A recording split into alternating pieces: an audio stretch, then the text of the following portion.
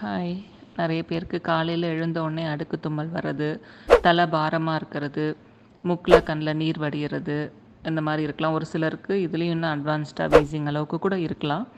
So இதெல்லாம் நம்ம கொஞ்சம் எளிமையாக கட்டுப்படுத்திக்க முடியும். எப்படின்னு பார்த்தீங்கன்னா, நோஸ் வாஷ் அல்லது ஜலநேத்தி அல்லது மூக்கு கழுவுதல்னு சொல்லுவோம். இது யோகாவில் ஒரு ஒரு சிம்பிளான டெக்னிக்கு, ஒரு கிளென்சிங் டெக்னிக்னு சொல்லிக்கலாம்.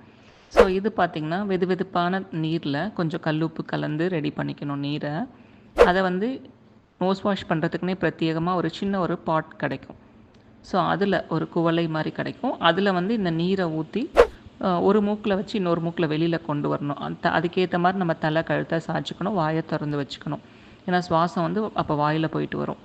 ஸோ இந்த மாதிரி நம்ம 2 பக்கமும் செய்யும் பொழுது நம்மளோட சுவாச பாதை கொஞ்சம் கொஞ்சமாக அந்த அடைப்பெல்லாம் கொஞ்சம் கிளியர் ஆகும். சைனஸ் கேவிட்டீஸில் இருக்கிற தேவையில்லாத நீர் கோத்துட்ருக்கிறத வெளியில் கொண்டு வந்துட முடியும். அலர்ஜினால் வர பிரச்சனைகளையும் நம்ம அப்படியே குறைச்சிக்க முடியும். ஸோ இதை ஒரு இயற்கை மருத்துவர்கிட்ட கற்றுக்கிட்டு செய்கிறது அட்வைசபிள்.